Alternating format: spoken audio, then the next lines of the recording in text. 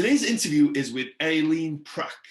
Aileen started looking to real estate investing about 3 years ago, and she was looking in Southern California and realized it didn't make sense. So she pivoted and ended up buying a single family property in St. Louis, Missouri.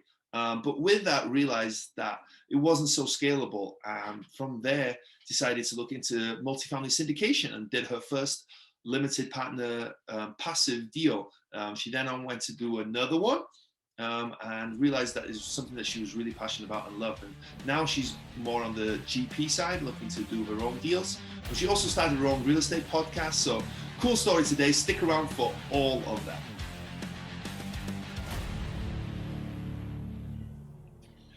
Hello and welcome to Wrestling with Real Estate, where we look to chokeslam all your real estate problems. I'm your host, former WWE wrestler and now Cirque du Soleil performer, and of course, multifamily real estate investor, Barri Griffiths. Now today we're joined by Aileen Prak. Hey, Aileen. Hey, how are you doing? I'm doing fantastic. I'm very excited to have you on the show, and thanks for being here today. Thank you so much. I'm really excited. Yeah, and you were saying this is your first one, right? So I promise I'll be nice. I'll be nice. I won't ask too many hard questions today, I promise. Thank you.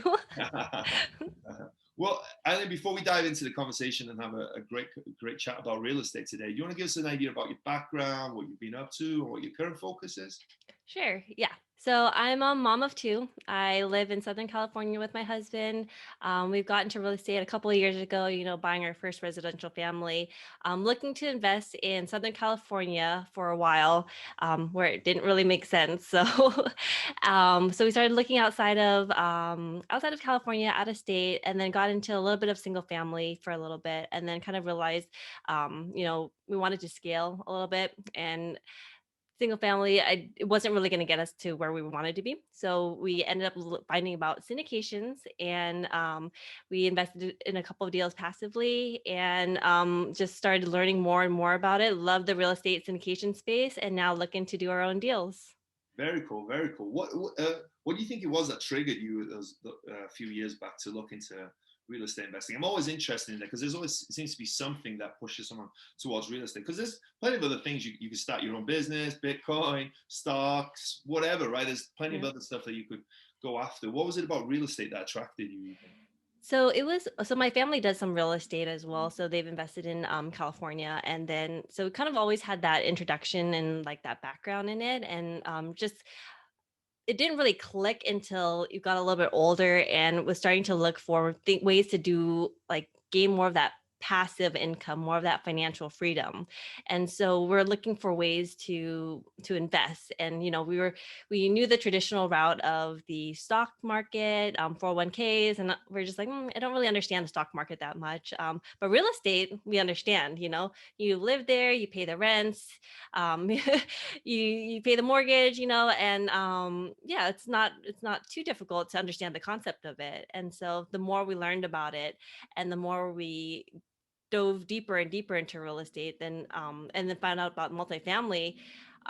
Now we found out, like, wow, we really love the multifamily syndication, like just the concept of it, being able to have do a team sport and buying apartments together, just that idea and that concept of it really excites us, and we're really passionate about it. Yeah, very cool. Yeah, I love that too. Syndication is just such an amazing model, and we'll of course jump into that a little bit. But I'm interested. You said that initially you guys were looking in Southern California, right? And I'm guessing at the time when you guys were looking initially, you probably knew that the market was pretty hot, right? But was there a reason that you guys wanted to be in Southern California? Yeah. So, you always learn about investing in your backyard. And so that's kind of all we knew is, like, be able to see it, touch it, invest where you can drive to. We never really knew about having the resources to invest outside of California. And so that's why we started looking California. And then when we were doing, we wanted to do some like house hacking and maybe like do some rental properties here. But when we were looking at the numbers, we're just like, it doesn't really make sense. It doesn't really make sense for us. And so that's why we ended up not, other than our current residence, our primary home, we haven't been able to find anything in California. Yeah. What does in terms of purchase price and rent? I'm guessing you looked at some deals, right? In terms of that, what does it look like on a high level view? You think? So, like, for like like yeah, you can really get some maybe like decent properties like now around like maybe 600 $700,000 at a door, and then you're cash flowing barely anything to cover your mortgage, and so it's not really feasible. What kind you, of what kind of rent? So if say you buy a $700,000 home, what and roughly there's obviously different areas, different things, but just on a high level, what do you think you get for a rent for something like that? oh, you probably get something close to like, I don't know, you know how you always try to get to that 1% Yeah, range. yeah. Probably nothing any close to that. Probably less than like the point 0.5 point, maybe like 3 to 4, point 3 to 4. Wow. So yeah, so you're talking what that's $3,000 maybe, Yeah, maybe. 2.5, 3,000. That's that's never going to work, right? No. And then you throw in the legislative laws of California, right, and the issues that you kind of run into that as well. Yeah, it's no wonder. So then you guys decided to move out of state. Was that a tough choice, or was it as simple as, hey, these numbers don't make sense. We can't make it work. We want to be in real estate, so we're willing to go somewhere else. Was it kind of Yeah, so it was just trying to understand and trying to see what we can do. And then we wanted to just invest for cash flow. And then so that's why we're like, oh, look for a place where we can cash flow into things. And so that's why out of state made more sense, because in California you're really investing for appreciation. And so that's why we wanted to look out. so? And with that decision, obviously it's scary, right? Because obviously, and starting out as well, you're investing in real estate. You can't see it, you can't touch it, you can't, vet the people the same. You can't check up on the same, right? Yeah. Did you guys have any fear at that point, or how? And if so, how did you overcome it? What was your mindset? I guess is my question at that point in terms of moving forward and investing out of state. So it was kind of scary because, like you said, you can't touch it, you can't see it. But at the same time, you're having these conversations with the property managers, with the people around it, and just making sure that you're choosing the right people to, watch over your property. And then at the same time, also choosing the right tenants and everything like that to making sure. And I think that's a huge issue, or a huge part of it, is getting comfortable with like who's actually going to be at the property and who can you trust to go look at the stuff. Yeah. Which market did you guys decide on? We decided on St. Louis. Okay. Why St. Louis? It was a cash flowing property. It was stable, and it wasn't like not a super super exciting market. And then we got a couple of references from other people who had invested in that area also, and so we're like, okay, well, let's start there. And the market was pretty affordable and stuff like that. So like, okay, let's just start there as a starter, and then see where it goes. And then yeah, we just did one, and then found out about syndications, and then moved away from single family, and now love syndications and So you multifamily. yeah. So how did you find about syndication? So you did that first deal. How did that deal go, by the way? Actually, I'd be interested to hear how that deal went. Which one? The first one, the single family that you bought in St. Louis. Yeah, it goes fine. We still have it. It's still cash flowing. But yeah, it's just still cash flowing, and we're just gonna probably hold it for a little longer, and then yeah. So what was it about the experience that made you want to go with Was it something about the experience that made you wanted to invest in syndication, or did you just hear about syndication? I think okay, that's a better model. So with the single family, you even though we have a property manager out there, we are still having to kind of manage the property manager as well, and then having those phone calls with them and everything like that. And then so that was kind of why I kind of lost my train of thought. No, no, no, yeah. So you're saying that I was asking you what was it about syndication that you rather than over continuing to invest in single family? Oh, got it. Yeah. So with the syndications, you're able to scale a bit faster, and then with the single family, when we looked at it, you'd have to do multiple in order to get the same number of returns as you would if you were just to do like one syndication property. You have multiple doors, it's all in one location. Single families, you would have to go to multiple different locations and take a look at all those properties, whereas the multifamily is just one building, all the units are there, and it's just one asset to manage. Yeah, and like you said there as well, right? Even though you had a single family property that had a property manager on it, you still had to manage that manager, right? And still have to come, what I found as well is with the smaller stuff, right, with single families and with small multifamily, the sophistication level up with the property managers isn't there, right? So you've got to really keep on top of them and make sure that they're doing what they're supposed to do and guide them a lot more. And it gets quite time intensive. I don't know if that's what your experience as well, but why not use that same time, right, to manage, because you've still got to asset manage a larger property. But if you're going to spend that time and effort into managing a manager, why not do it on a 40 unit or a 100 unit rather than one unit, right? And that's something I found as well. Yep, I totally agree with that. Yeah, and it, like you said as well, it makes sense. Is like with single family, yes. Don't get me wrong. If you're investing in single family, go for it. Absolutely, it can work. There's plenty of people making millions of dollars every year with that.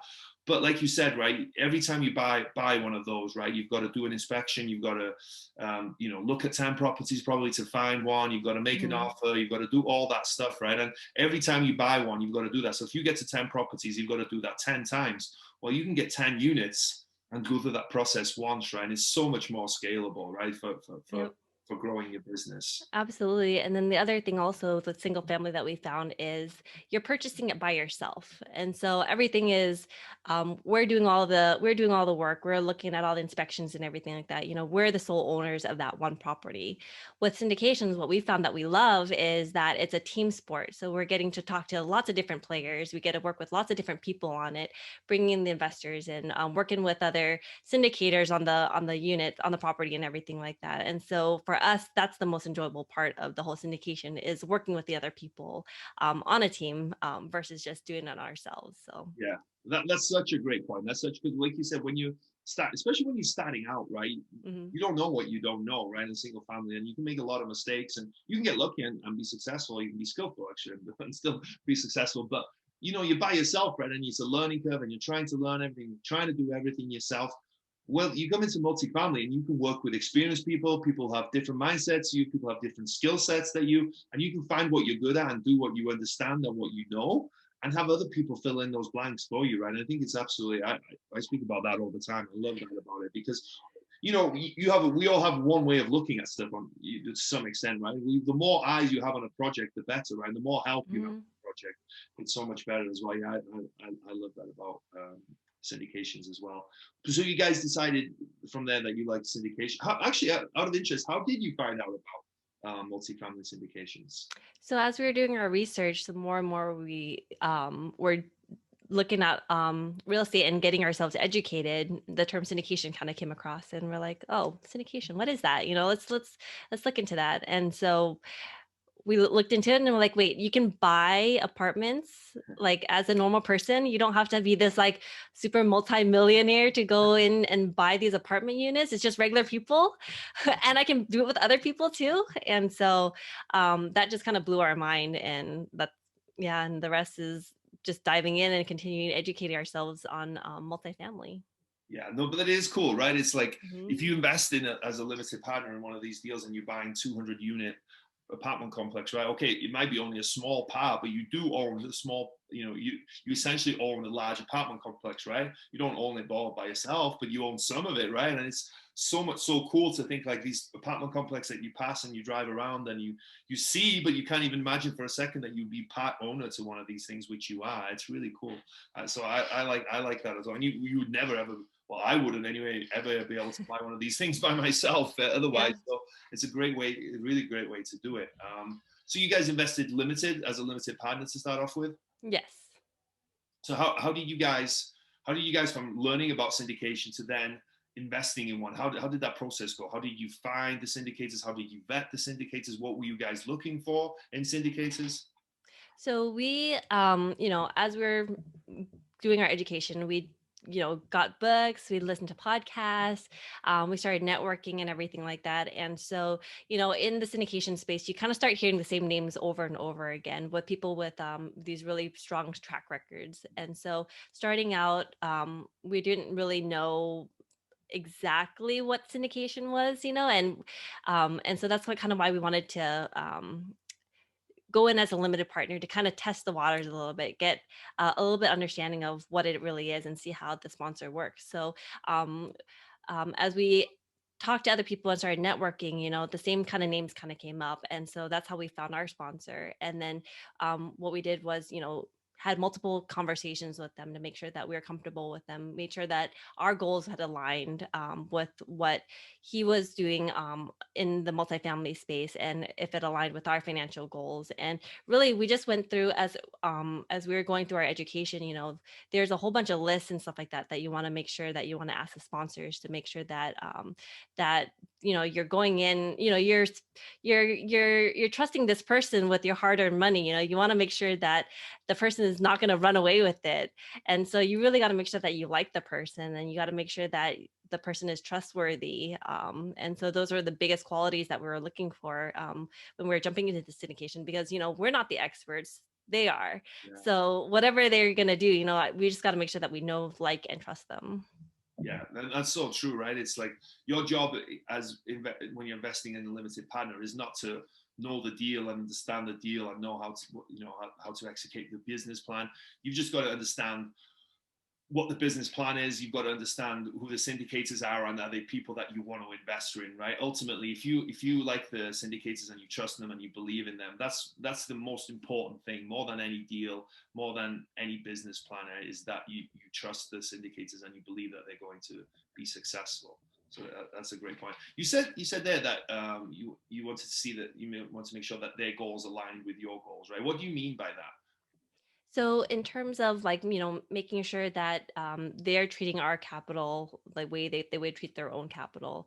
And then also that, like, the different, and then the metrics with the different metrics, like whether they're going to have a 5-year hold or a 10-year hold, like what's our plan look like? What is their exit plan look like? Their business model, um, is it in line with our thing? The cash flow, is it going to align with what we're looking for in terms of cash flow? And so, and then just how they're treating the investors and everything like that too. And then what they're planning to do with kind of like the property itself, with the tenants and everything like that. What kind of renovations are they doing? What kind of help they're trying to with the tenants and everything like that. Just having those conversations with them and just really getting a good understanding of, like, who they are as a person. Yeah, how's that first one gone? Has it gone? Yeah, it's going. When did you guys invest? Sorry. Colorado. Okay, and when? Last in December of 2019. Yeah. Okay, it's done okay during COVID. Yes, it's doing fine. Yeah, the collections are going good. Their business plan is doing well and getting our cash flow every month, so we're happy. Yeah, well, I'm guessing you did a good job of picking the operators then, even though if they've held up well during COVID, that's a good sign. Yep. So you guys did the first one, and then I think you said you guys invested in 2 as limited partners. Mm-hmm. Yes. So I'm guessing that first one went well, and you guys were happy. And then did you invest with the same group again, or did you look for another group? We looked for a different group. Another deal came across, and so we went with a different sponsor this time, just to kind of get a different understanding of how another sponsor had worked. So it was kind of the similar process. We had the conversations, we had referrals and everything like that, and then just really got a better understanding of who that person is and their company, and what their goals are. Aligned pretty well with what we're trying to do, and so that's why we decided to go with the second one. Did you guys have the intention of just always being the passive investors at this time, or did you guys have the goal of being a general partner at some point and just wanted to do this to gain relationships and gain experience? So when we initially started, we were thinking of just doing it passively, and then we were just thinking, like, oh, it's great to just get that mailbox money, and then as we were studying and learning more and more about the syndication space, the business model and everything and then the people that we're meeting and everything like that, it just continued to grow and grow. And the interest of it started to get bigger and bigger. And so then as we got more and more in depth into it, we decided, like, oh, we actually like this model. We actually are really interested in it. We're spending more time in our free time studying about the syndication, about multifamily. So maybe we should look into this a little bit more. Let's do some more studying. Let's get more education on this and see what we can do with it. And then, yeah. And so then now we're just continuing to learn and learn more about it. And then that's why we decided to go more towards the active space, because the model is so great and we love it. We love the people that we're meeting. Yeah. What out of interest, as a passive investor, what kind of stuff do you guys learn from being passive investors? So we learned, more about what the cash on cash is, the IRR, what they're looking for in terms of like occupancy rates. So just like a top level, as a passive investor, you're kind of looking at the top level at the returns and the value and metrics and everything like that. So, and just really understanding a little bit more about the apartment mix and what the business plan is for those apartments, and then basically what it really means to just invest in an apartment, and what that means, and just getting those communications back from the sponsors just gives us a top level view of what this apartment syndication space really is. Yeah. That's what I've invested in as a limited partner as well. And that's what I liked as well. And you see how they report stuff, right? You get a Hmm. monthly report about what's going on. They tell you, you see what they tell you, like what's going on with the property, blah blah blah. It just gives you the idea of how this is how they report it, right? And you can take what you like from that, what you don't like from that, and then when you do your own, you can kind of use that. And like you said as well, you learn about the numbers, right? On the high level, anyway. Like, what is the Yeah. occupancy level? What are they trying to get? What is their business plan? What are they trying to do? How are they how is that business plan being implemented month to month? It's really is surprising how much you learn, actually. Because, and the good thing about that is that I believe is that you're getting paid to learn, right? Okay, it's not necessarily a mentoring program, but you're learning a lot, and at the same time, hopefully, you're getting a return on your money, whatever pref you're getting or whatever split you're getting. You're making that return on that money, so it's a cool way to learn. I think Yeah. And if you're investing with a good sponsor, they're really open to answering the questions that you have. And so, yeah, and that's really important to making sure that they have a good communication with us. And so that they're accessible for us when we have our questions. Yeah. No, we were talking about this before. You started your own podcast, right, in August of 2020, mid-pandemic, right? Same time as me. It must have been a good time to start a podcast. That's when I started as well. Tell us a little bit about your podcast. So our podcast is called "How Did They Do It Real Estate." So I co-host that with my husband, and then yeah, we interview real estate investors about their journey and how they started in real estate, where they are today, any lessons that they've learned along the way, and how it's impacted their life, basically. So it's been really great to just learn from these experts and just absorb all the knowledge that they have. And as we're having these conversations, it's like, oh well, we should definitely share it with everybody. Everything that they're teaching us, we should be sharing it, so let's do the podcast. Yeah, and it's the podcast, an excuse to talk about real estate, right? That's what I say all the time. Excuse to get on a call and talk about real estate. That's what I love. For people who are thinking about starting a podcast, because I speak to people all the time that think about starting a podcast. What do you say? What would you say some of the main benefits have been for you guys from starting it? I think the main benefits is, one is just gaining that expertise and that knowledge from your guests, because they're all really, really knowledgeable people in the industry. I think it's really important to understand and to, learn from the other people, learn from their mistakes, learn from what they did to be successful, and apply it to like our own businesses. You pick and choose what's applicable to you, and then being able to network with them. I mean, you probably wouldn't be able to have these conversations with a lot of these real estate experts, but they're so willing in this space to come talk to you. And so that's been one of the biggest things, I think, with the podcast, is being able to network and have the conversations with these like super, super experts. Yeah, no, it's so true, right? It's like the likelihood of them maybe getting on the phone and spending an hour talking to you is probably not very high. But if you say, hey, I've got a podcast, it kind of helps a lot to be able to get in front of them and have that conversation. So yeah, no, I completely agree on it.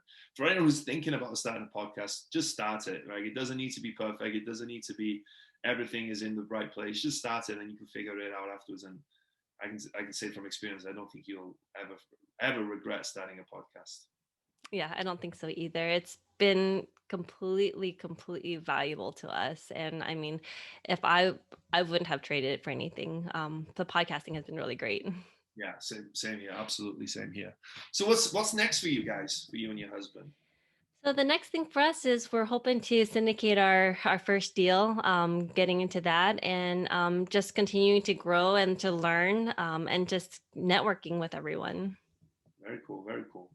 Well, hey, this is an interesting story, an interesting conversation. I appreciate you taking the time. But as this show is called Wrestling with Real Estate, I like to incorporate some wrestling related real estate questions. So the first question is, what would your wrestling name be if you picked one for yourself, you think? It might be mommy real estate Eileen. I like that. I like that. The mummy real estate Aileen. I like that. It's got a cool ring to it. Um, every wrestler has a special move. What is your special move in real estate, you think? I think my special move is being able to have that conversation with the people and understanding and kind of getting a better feel for like their strong points and what they're really good at, and just being having that better connection with people, I think, is my strong point. Yeah, very cool, very cool. What's been the biggest body slam you've taken in your real estate career? I think it was, I think at the beginning it might have been when COVID hit and we weren't able to do the networking, Mm, in-person networking.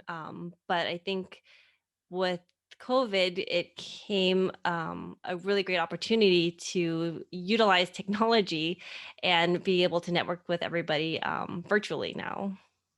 yeah, yeah. Actually, yeah, it, it's not the same to meet someone over Zoom, but it's pretty close, right? And of course, most of us would rather be having in-person meetups events, but with Zoom, it's been amazing. I've been going to meetup events all over the country. It wasn't otherwise I'd have to fly there, but all I have to do now is switch on my computer and go to Zoom, and can meet all these people. So there's been an opportunity there that probably wasn't there before, which I think is cool. Absolutely. Yeah. So was there a moment that you were standing on the top rope getting ready to jump, but you were too scared? What was it and how did you overcome it? I think getting into that first syndication deal, I think that that one was the most difficult one because we didn't really understand it. We're entrusting our money to somebody we didn't, well, we haven't really met in Yeah. person, but we had this conversation with. I think that that was the biggest kind of scary part of it. But when we actually just took the leap of faith and after we did all of our due diligence and had that like comforting feeling about like, oh, this person is trustworthy, I think having that comfort level really made it worthwhile. Yeah. And I guess you kind of overcame that fear by doing your homework, right? And kind of Hmm. understanding what you were doing. Yeah. Very cool. Very cool. Well, Aileen, thank you so much for taking the time today to be here. Really enjoyed your story and really excited for what's coming next. Right, syndication is a great world to be invested in, and I'm sure you're going to have a lot of success. So I'm excited for that. But before we go, can you tell us a little where people can find out more about you? How can they get in touch with you? Please plug your podcast and anything else that you have to Sure. share. So my podcast is How Did They Do It Real Estate podcast, or How Did They Do It Real Estate? And our website you can visit at www.bonavestcapital.com. And you can contact me at Eileen, Aileen, at bonavestcapital.com. Very cool. Well, Aileen, have an awesome rest of your day, and it was awesome talking to you. Awesome. Thank you so much, Barry. Really appreciate it. Thank you. Thank you.